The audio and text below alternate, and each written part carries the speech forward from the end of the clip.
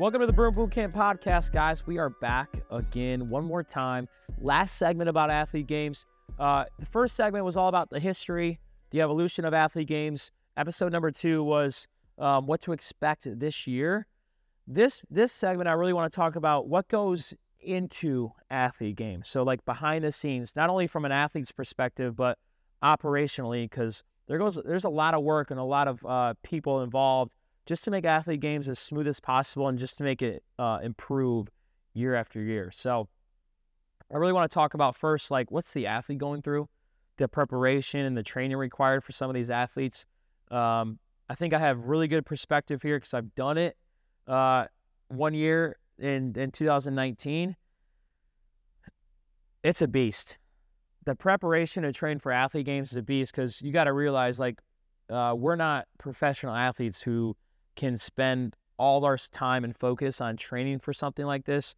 We're still training camps, right? We're still taking care of kids if you have that. We still got to spend time with our spouse. And then we got to spend time, we got to find time, really. We got to find time to have good training sessions that really are going to make a difference to have the chance to make it to finals. So in 2019, and I didn't have the excuse of kids when I trained, but the training's starting now for these athletes. So it's May 19th. The regional workouts went out about I'm going to say 6 weeks ago. And I have a feeling some athletes have started training right when those workouts went out. So regionals this year are, I believe, in August. They're in August. So let's see, May, June, July, August. We got 3.5 months till those workouts. As someone that's new this year, you're probably trying to come up with a system that works best for your body. From a competitor, maybe that's year 2, year 3, or maybe this is like their 4th year competing. They probably have their training regiment down, like when to taper it down, when to go up. All of it's calculated, and that's got to be put in the equation of also how much energy you're expending training camps. So we're going to have athletes who train, 20, 25 camps per week, but we're also going to have athletes who maybe train 5 camps per week. Is it fair? Apples to apples? No, but that's what it is. We're all encompassing. If you train camps at Burn Boot Camp, you have a shot to be a Burn athlete and get to finals. So there's no requirements how many camps per week you got to train. If you're a trainer that I trained, I think 28 camps when I competed in 2019, you got to be real cognizant of your volume and how much you train outside the gym. So any workouts I did outside of camp, those were specifically concentrated on the movements or the exercises I would be doing in athlete games. Did I start training in May? No. I went on a honeymoon in June and drank my face off in Italy. And then I came back and then I really started training, which was about 6-8 weeks out.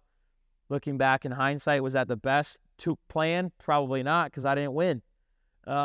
So I think the best training is whatever training plan works for you.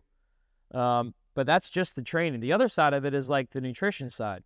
So this year, you gotta be strong compared to last year, where last year there was a little bit more conditioning in the athlete games workouts. This year, you got to have the muscle to lift the weight that we're requiring these athletes to do. So there's a lot more strength involved in specifically workout number 2 and workout number 3, where they're going to be lifting weights, where you got to have a good balance of, do I got to drop some weight to be faster, or maybe find the best weight for me to have the conditioning, but also to be able to move the weight and be strong enough to battle through those exercises, specifically workout number 2, where all the exercises are weight, right? We got deadlifts, we got lunges, and we got snatches. So you got to be strong enough to move that weight. So the key thing is not dropping too much weight, but also keeping enough weight on where the weight you move isn't going to win, that you're going to have the control over that weight. So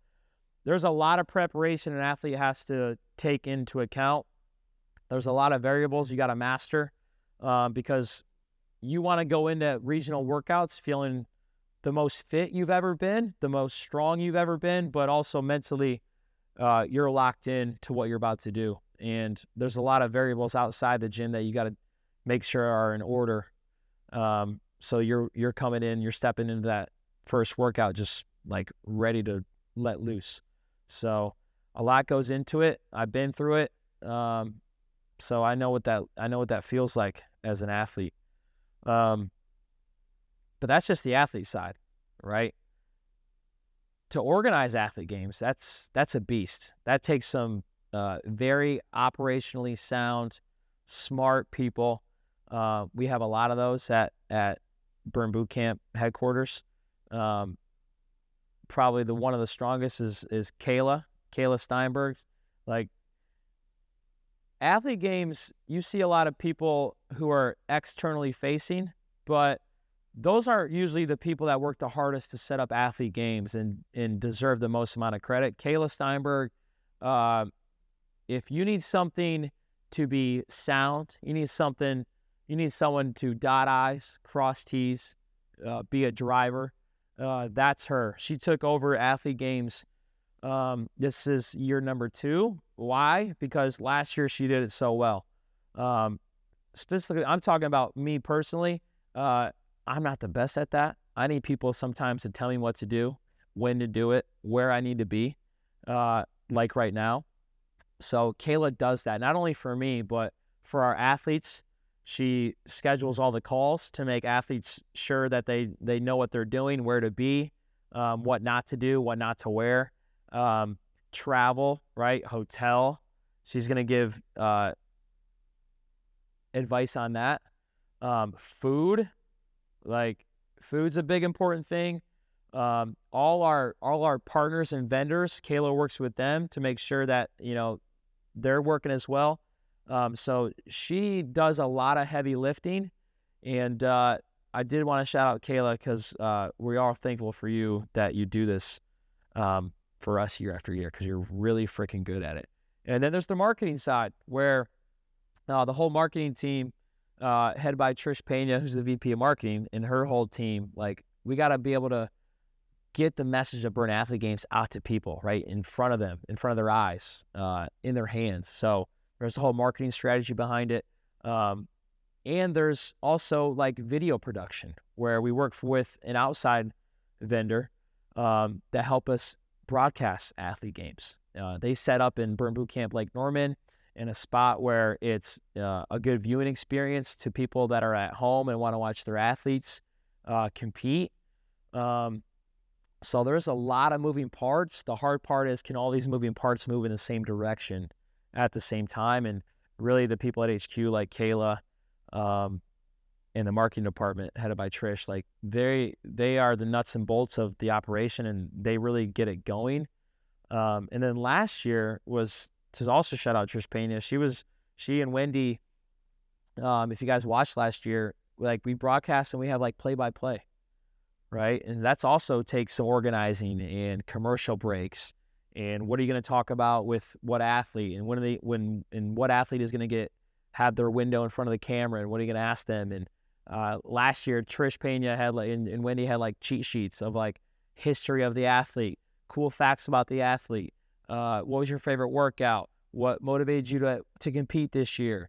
That takes thinking and practice as well. So the best productions and best operation systems should look smooth, and but there's a lot of hard work that goes behind that. So I know athletes are working out hard, starting probably now. If you have signed up for athlete games, once probably June 1st hits the calendar, I'd probably start thinking about ramping up my training to get that peaking by the time regionals roll around, and then maybe taper off towards the end.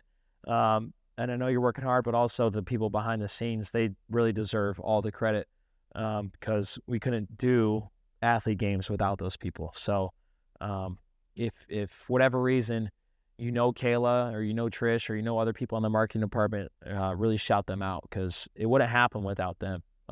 So thank you guys. So that's behind the scenes. I hope you guys watched this year, athlete games, specifically finals. If you're going to go to a host location, we have 14 spread around the country. If you're around one of those host locations, go to it. It's an amazing experience to watch trainers who ask you, if you're part of Burn Nation and you're a member, who ask you guys to work out hard and do something in camp you've never done before. Burn Athlete Games is that for trainers, because they're going to experience something in athlete games they've never experienced before, a version of themselves they never pulled out of themselves. So that's what athlete games is about. So if you want to see your trainer do that, go watch at regionals and tune in to finals, because you'll see that this year. And it's great to see your trainer die on the floating floor like sometimes you do in camp. So that's always great. I hope you guys like these segments about athlete games. I know they've been a big hit across the nation. I know they've transferred to locations who now do level up games, which are for members, and that has been a spawn off athlete games. So I know you guys love them. I know you like the workouts. I know you like to test them. So continue to do that and spread the word about athlete games, because we want to make this as big as possible year after year after year. Okay? I appreciate your time, and do a couple of more things for me. Subscribe to the YouTube channel. Click that subscribe button if you're watching on YouTube. Give it a like. Send it out to somebody. All right? If you're listening on Apple Podcasts, leave a review, good or bad. We want to hear it. All right? Just leave one for us. And until next time, guys, I appreciate your time. 2 claps on 2. 1, 2.